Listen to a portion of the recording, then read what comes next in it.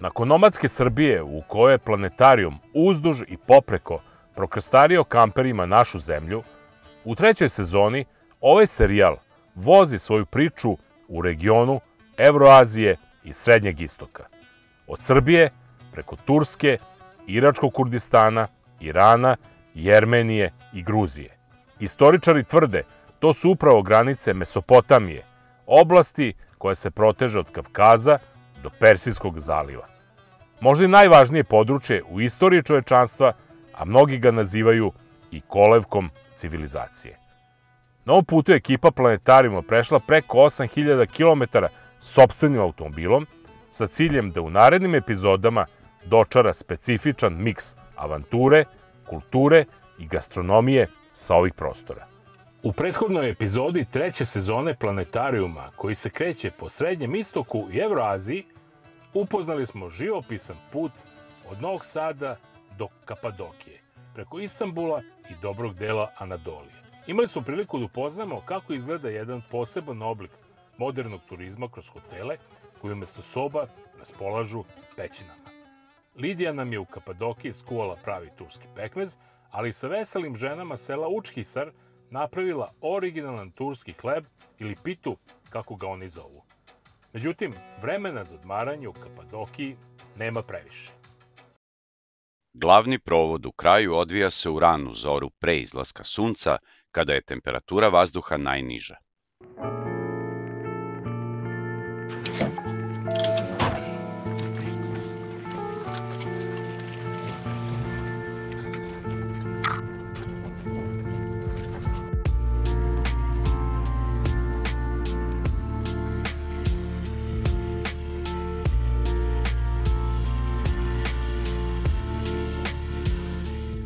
Navikli smo u vrelim gumama da vozimo sve što ide po kopnu i po vodi. Ali imamo strah od visine. Evo nas prvi put na jednom vazdušnom testu. Specifična je letelica. Obići Kapadokiju, a ne provozati se i ne leteti balonom. Lidija je već spremna tamo. Zapravo, povratak u doba kolevke avijacije zbog specifičnosti pogona balona počinje po pravilu još pre svitanja. My name is Murat and I'm your pilot today. We are going to be flying about 1 hour. And in our flight we have two important things. The first thing, please always stay in the basket, okay? No jumping. Even we land, even the basket is on the ground, please stay inside and don't leave the basket until I say to do so. The second thing is the landing position. During the land, our direction will be this way, okay? Balloon will be heading this direction. When I say landing position, when I tell you to do landing position, everyone face opposite of the heading direction. Suštinski nekoliko razloga za ovakvu ranoranilačku akciju. Ustali smo u 5 ujutru. Osnovni što noću rashlađena površina zemlje pruža najveću moguću razliku između spoljne temperature i zagrejanog vazduha u balonu koji podiže taj balon.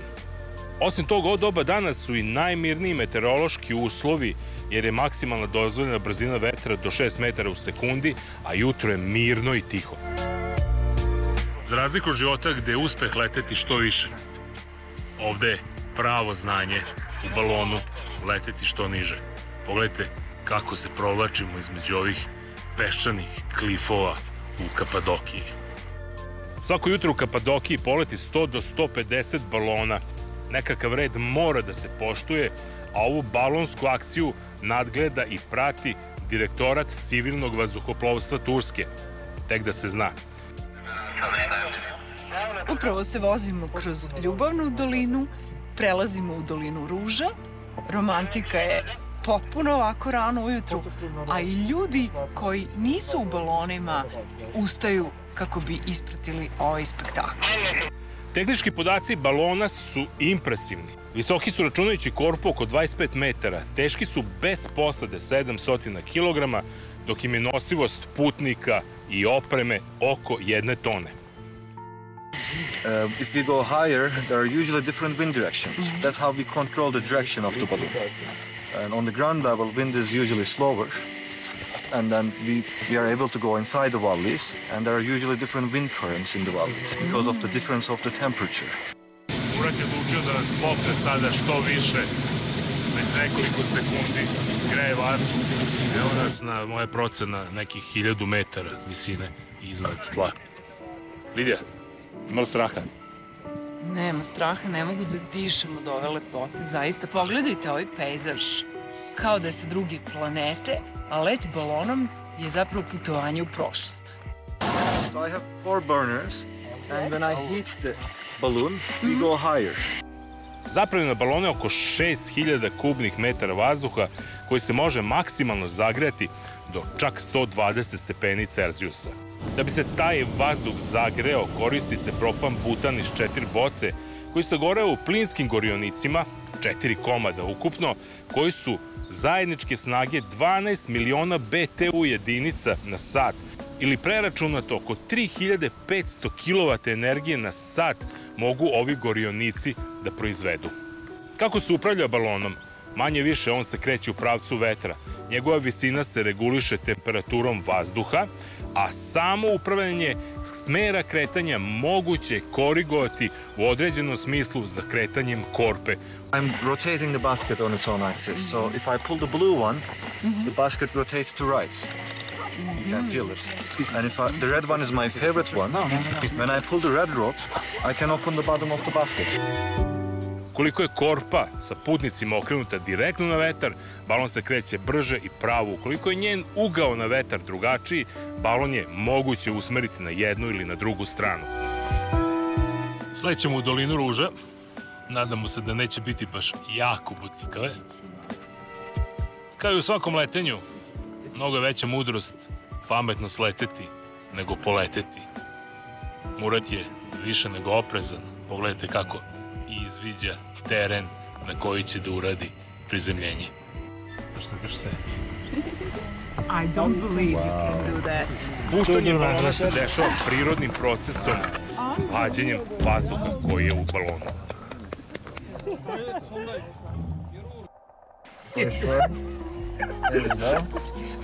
There you go.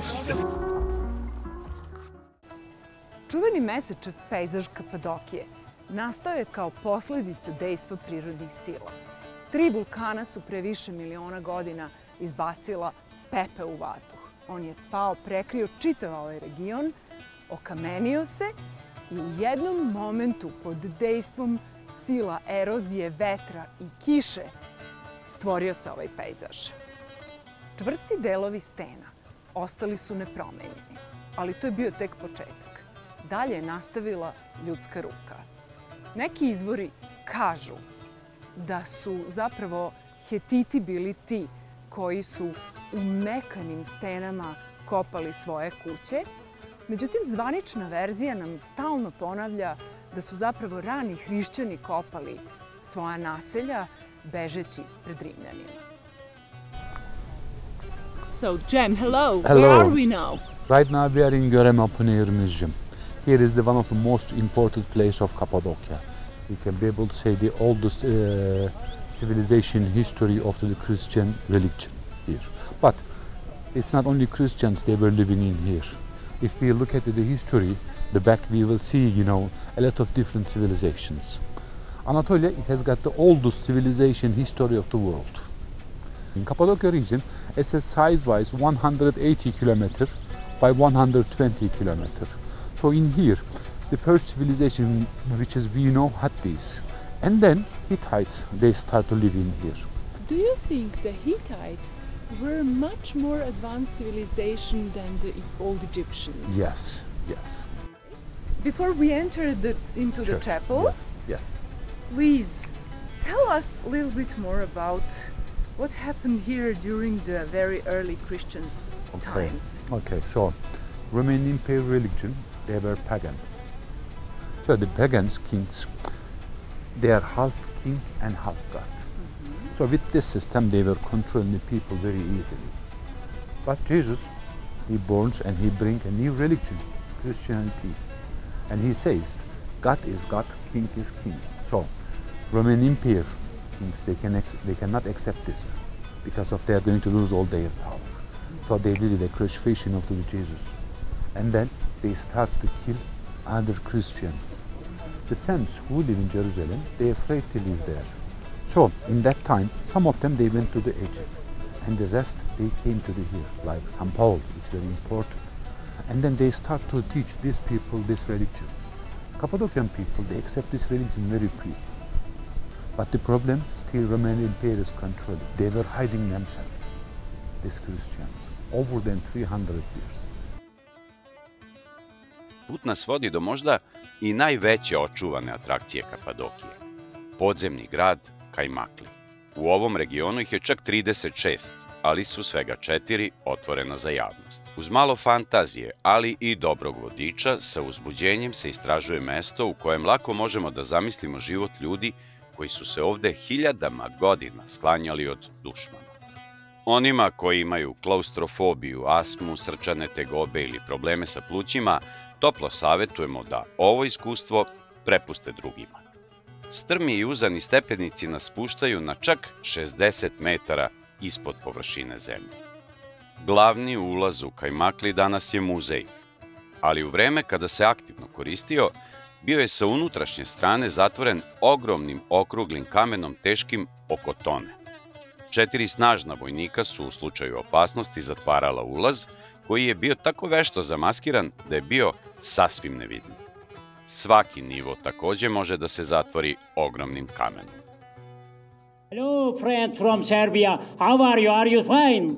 Stay silent, be quiet. No dushman, no danger. Everything is perfect. Nema dušmana. They cut the stone in here. Same material. This is volcanic stone, eruptions of lava from active volcanoes of the region 10 million years ago. Easy to dig out. This is entirely man-made cave. No part is natural. Therefore, it took about 200 years to make this cave. About 20 different generations worked to make this. Ovo je dnevna soba jedne vrlo bogate porodice. Dakle, ona nema više od 5-6 kvadrata i evo ja mogu jedva da se ispravim. Because high ceiling, better ventilation, better architecture, detailed. This is high ceiling.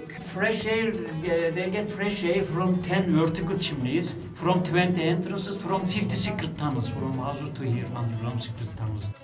Ono što je potpuno zadivljujuće je sistem ventilacije, jer svaki deo ovog grada i dan danas ima odličan vazduh koji se doprema prirodnim putem kroz izgrađene kanale i otvore. Iako zvanični izvori tvrde da su ove podzemne gradove stvarali rani hrišćani skrivajući se od surovih Rimljana, po svemu sudeći, oni su zapravo mnogo stariji. This is the tunnel who goes even down. Who lived there? You know, emigrants lived further down. They came from poor African countries. They couldn't pay tax to the government, so they lived further down and they did hard works, dirty works here. Clean the toilets, you know, carrying heavy things from one to other place to dig out this place, carrying material outside. What was the position of emigrants and slaves? You know, being immigrant is better than being slave. Immigrants had some citizenship right, marriage, votation in the elections, and slaves didn't have any right. Drugi sprat je rezervisan za groblja. Za vreme višemesečnog boravka umiralo 50-ak ljudi. Oni su morali da imaju grobove. Oni su ovde.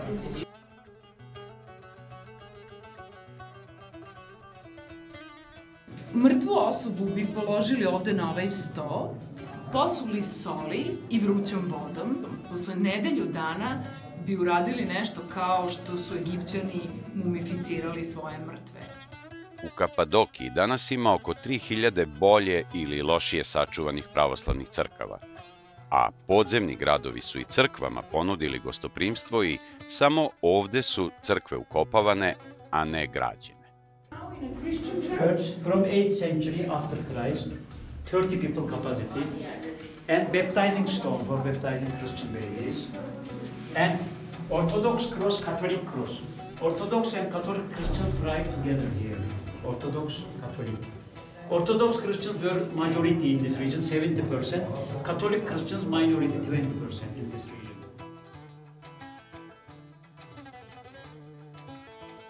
Struka misli da je Kajmakli proširen u doba Vizantije i da je tada služio kao skrovište od Arapa. Grad je nastavio da služi kao sklonište za hrišćane i u 14. veku tokom Tamerlanovih napada na ovaj deo sveta, ali i za vreme otomanske vlasti. Čak je zabeleženo da su u 20. veku kapadokijski Grci koristili prostorije podzemnih gradova pre nego što su konačno bili prognani iz Turske 1923. godine. U ovom gradu je moglo da živi do 10.000 ljudi, a po nivoima su podeljeni delovi za štale, ostave, trpezarije, učionice i crkve. U nekim prostorijama čak su se nalazile i prese za grožđe i masline. Porodica je potrošila oko 100 litara vode nedeljno i 20 litara vina nedeljno. Šta to znači? Da su oni mešali vino i vodu. Verovatno voda nije bila dobra, pa je alkohol zapravo služio da malo dezinfikuje vodu. Dok su se stanovnici podzemnih gradova krili, za to vreme dušmani nisu sedeli skrštenih ruku. Uzun-Jali je naziv mreže najvažnijih antičkih trgovačkih puteva, poznati i kao putevi svile kojima se i mi u planetarijumu krećemo. Taj drum je vodio od Konstantinopolja preko Kapadokije, Persije, Indije do Kine. To je bila žila kucavica čitavog ondašnjeg Dunjaluka iliti sveta, koja je vekovima omogućavala ne samo trgovinu, nego je bila i jedini način da različite kulture dođu u kontakt. Na tom putu u okolini grada Kajzeri u hrišćanskoj porodici rođen je jedan od najvećih graditelja na svetu, ubedljivo najveći arhitekta Osmanskog carstva. Krećemo se između polusrušenih bedema, odžaka i taraba u selu Agirnas i stižemo pred rodnu kuću Mimara Sinana.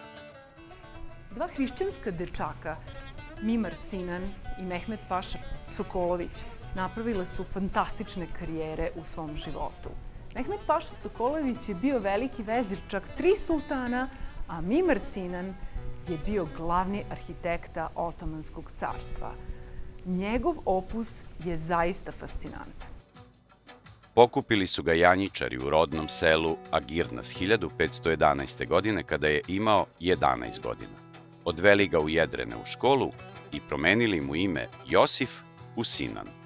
Mimara Sinana i Mehmet Pašu Sokolovića vezivalo je doživotno prijateljstvo, a zidanjem su pokušavali da se oduže svako svom rodnom kraju. Nama je Sinan posebno značajan kao autor mosta Mehmet Paše Sokolovića preko Drine kod Višegrada. Tabla sa dugačkim spiskom dela Mimara Sinana zauzima počasno mesto kao i fotografije najvažnijih objekata.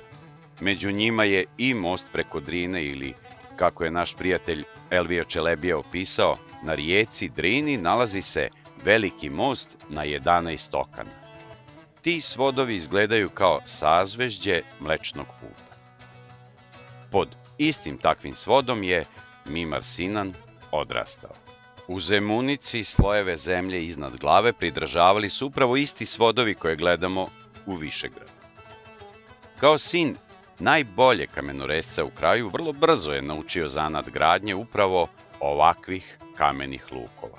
U toj zasvođenoj pećini u srcu Kapadokije i Anadolije zapravo krivimo i prostor i vreme, i ratove i religije, i geografiju, i istoriju, i znanje, i sudbinu i spajamo ih u jednu galaksiju.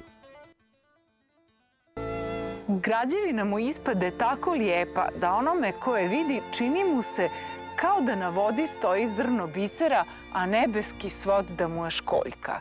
Most Mehmet Paše Sokolovića na Drini Ćuprija. Mi Višegrađani volimo da kažemo ovo je centar i duša našeg grada, most koji spaja ne samo dvije obale rijeke Drine, već spaja i narode, i nacije, i države koje su obitavale u više od 4 vijeka istorije našeg mosta. Ne spaja samo narode, nego i vreme. Kako je tekla gradnja ovog mosta? Mehmet Paša želio da napravi nešto posebno, po čemu će ljudi da ga pamte. I mi evo danas, posle 450 godina, pričamo o Mehmet Paši. A da bi došlo do jednog ovako izuzetnog arhitektonskog dela, Mehmet Paša je angažovao najboljeg arhitektu tadašnjeg Istanbula, velikog Mimara Sinana, kog i danas nazivaju turski Michelangelo. I evo na neki način i sudbina Mehmet Paše i Mimara Sinana je povezana. I sam Mimar Sinan je rođen u hrišćanskoj porodici na teritoriji današnje Kapadokije i eto kao dječak živio je zagadan u tim njihovim podzemnim gradovima, u te turske kamene lukove koji su držali kuće u kojima su oni živjeli. Taj luk je ostao glavni motiv njegove gradnje, prvobitno nastao u Kapadokiji, na kraju stigao i do Bosne i do Višegrada i stigao do rijeke Drine, odnosno 11 lukova koji su po obliku slični tom turskom luku iz Kapadokije.